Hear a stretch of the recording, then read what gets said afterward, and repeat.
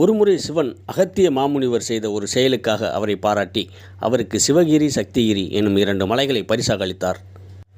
பாரத தேசத்தின் வடதிசையில் கைலாச மலைத்தொடர்களில் இருக்கும் அந்த 2 மலைகளையும் தெற்கே பொதிகை எல்லைக்கு எடுத்து வரும்படி அகத்தியர் தனது சீடன் இடும்பாசுரனுக்கு கட்டளையிட்டார்.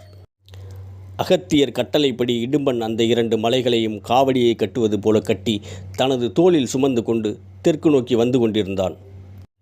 வழியில் களைப்பாக இருக்கவே இடும்பன் 2 மலைகளையும் கீழே இறக்கி வைத்துவிட்டு சற்று நேரம் ஓய்வெடுத்தான்.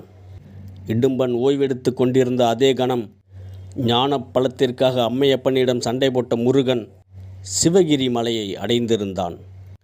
களைப்பு தீர்ந்த இடும்பன் தனது பயணத்தை தொடர எண்ணி 2 மலைகளையும் தூக்க சிவகிரி மலை அசைய மறுத்தது. காரணம், மலை மீது பாலகன் முருகன் இருந்தான். மலை அசையாததற்கு காரணம் ஒரு சிறுவனா? கோபம் கொண்ட இடும்பன் முருகனோடு சண்டைக்கு சென்றான். இருவருக்கும் இடையே கடுமையான யுத்தம் நடந்தது. யுத்தத்தின் முடிவில் முருகன் இடும்பனை வதைத்திருந்தான். அவன் உயிர் பிரிந்தது.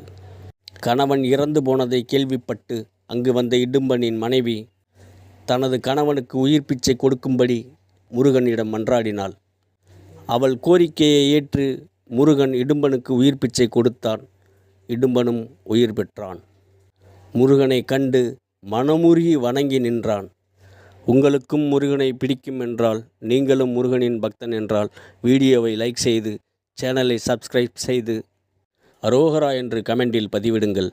அடுத்து வரும் முருகனின் கதைக்காக காத்திருங்கள். நன்றி.